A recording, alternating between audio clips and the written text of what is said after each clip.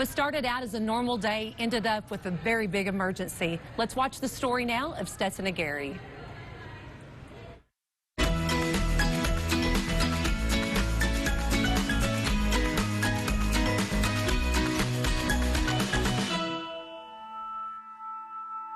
He was born June 17, 2019, here in Shannon, 2 years old.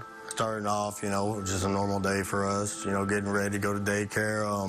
I had messaged his babysitter in the morning, you know, because I heard the roads were bad, and she had mentioned that they were pretty slick, to be careful. So I made the choice, you know, so I was like, you know, well, we'll take our chances. I'll go slow and hit some black eyes. And we hit the telephone pole on my rear driver's side, flipped upside down into the irrigation canal. I did my safety belt first, got up, water was up to my neck. So I swam over to the other side of the truck and looked back, and I saw him laying sideways in his car seat, still buckled in his car seat, but his car seat was tilted over and his head was submerged underwater. When I immediately pulled him up from underwater, his face was purple, his eyes were rolled back. So the only logical thing for me to do was punch out the rear passenger window. So I punched it out, set him outside. By at that time, the ambulance had showed up. They put Stetson in the ambulance, put heated blankets on him. Stetson's temperature didn't register on the thermometer that the EMTs had when he came by ambulance, and his temperature was still quite low by the time he got here, and that could have been one of the things that helped. We know that sometimes being hypothermic can be a benefit briefly. We brought him in here to stabilize, and then the plan was to transfer to Cook's Hospital for the higher level of care. Unfortunately, not only was that road frozen, the airport was frozen, and in Dallas, everything was frozen, and there was no way to get out of San Angelo. You couldn't drive, nothing, so Stetson stayed with us. We were able to keep him on what we call vapotherm, or it's a form of high-flow oxygen. And his next step would have been going to either a BiPAP machine or to be intubated and have ventilator support. KLST, the #1 TV station in the Concho Valley. Quickly, and so he was in pretty rough shape whenever he got to us. No, these were all newer experiences. We had the ICU at Cook's on our side the whole time, and so we checked with them infrequently and gave them updates and made sure we were doing all the things that they would be doing at the ICU up at Cook's or any other intensive care unit. They were able to get him stable. They admitted him in the pediatric ICU unit, and there we had stayed, you know, 10 days in the hospital. He had pneumonia. They had to give him shots for all that bacteria in the irrigation canal because they didn't know what was in that water. Over the next several days, after working really hard for seemed like forever, but several days, he began to respond, and we were able to wean him back off his oxygen. And after that, you always worry about the drowning. Did he get any brain damage from that? That's always scary. We did a scan of his brain. It was normal, and he has just done well. He is a normal child now. Everything is all back to normal, and you would never know he went through all that. So the support that we received from Children's Miracle Network, they for sure helped us have the resources here that we needed to take care of him when we couldn't get him somewhere else. It helped our staff be ready. There's trainings that we received that our staff have taken, and we were just more prepared than, you know, other hospitals that don't have this funding. Knowing that they were there, like every hour, every minute that they could be, it kind of eased me a little because I couldn't be there, so I kind of like, okay, I can calm down a little. There were like little moms every hour, every evening and night, you know. All odds were against him, from the weather, from this scenario of the whole accident, the drowning, and then not being able to get him where he necessarily would have needed to go. And I think that because he was able to be all of those things, I think he was the little miracle that we needed.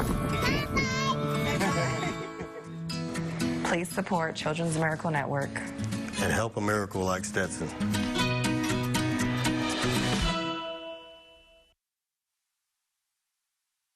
There you go. And I'm joined now with Stetson Aguirre and his father, David. Welcome, guys. How are you? Thank y'all for having us. Can't thank you enough for being here. Gosh, hey, Stetson. No. Oh. He's still trying to decide if he wants to interact with us or not. So, hey, Stetson, what you got in your hand? Spidey? Can you say Spidey? No. David, let me visit with you just a minute. Gosh, what a emotional story. Yes, ma'am. I think during Radiothon I heard it 6, 7, 8 times, and I think I was moved as many times every time that I heard it. Yes, ma'am. Pretty emotional story. I want you to tell us how Stetson's doing today. He's great. I mean, he's going through the motions. He's rambunctious. It's typical 2-year-old, terrible twos. He has his moments, you know, where, you know, he'll don't want to listen. But like I said, he's a good boy. Tell us some of the things that he likes to do. Well, as you can see, he likes to play with his Spideys. He likes to play with his siblings. He's got an older brother and a sister and another brother from his mom's side. So he likes to do all that. I want to ask you something, you know, through the accident, you know, and a lot of the times in part of CMN, we talk about the equipment that's purchased and the things that is that's bought for the hospital. But in his situation, those things were needed, but it was about the care that he received too and the training. Yes. You turned your baby over to a team that you knew nothing about and you had to trust. Yes. Tell me what that meant to you. Well, like I said, I wouldn't be doing this right now if I didn't believe in the cause, if I didn't believe in the doctors, the nurses, the hospital. So as a man that I am, you know, you never think anything like this would happen to you. Sure. And of course it happened, and you know, I put everything in God's hands, the nurses, doctors, and like I said, if it wasn't for what y'all do, the nurses, doctors, they wouldn't have the equipment, the training, you know, everything and so forth that they needed to help them. So who knows what the turnout would have been if they wouldn't have had those resources. Were you aware of Children's Miracle Network before Stetson's accident? I've heard of it, but honestly, I never looked into it. I never looked at the cause, you know, the stories. Yes, I didn't need it. Yeah, exactly. So, you know, I mean, I heard about it, but like I said, I didn't dig further into it. So it has a new meaning for you now? Yes, ma'am, it does. Like I said, I wouldn't be doing this right now if, I mean, you know, we're trying to relive, you know, the horrifying story. It's bad enough I have to live with it every day, so I wouldn't be doing this. I'm doing it for the cause, and hopefully it'll help other families and, you know, help the cause in the future as well. Absolutely, because there's going to be other miracles coming our way, whether it's more Stetsons or, you know, illnesses or whatever it is. We got to make sure that we're standing in the gap for those kids to come. Absolutely. So what's next for Stetson? Well, like I said, he's about to be 3 on the 17th of this month, so we got a birthday party to plan.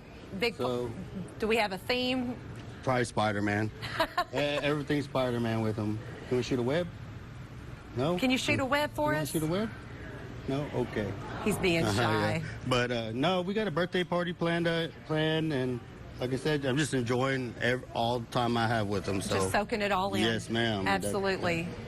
Well, is there anything that you would want to tell those that are listening today or watching that why they should call and donate to Children's Miracle Network? If you're anything like me, you know, I mean, I was one of them people who thought that, you know, nothing like this could happen to you. And I'd say, like I said in the radio interviews, invest in the cause. You never know, it might be your family member, neighbor, your own child. So just, you know, do what you can for these kids. And like I said, I'm glad to be part of this. He's glad to be part of this.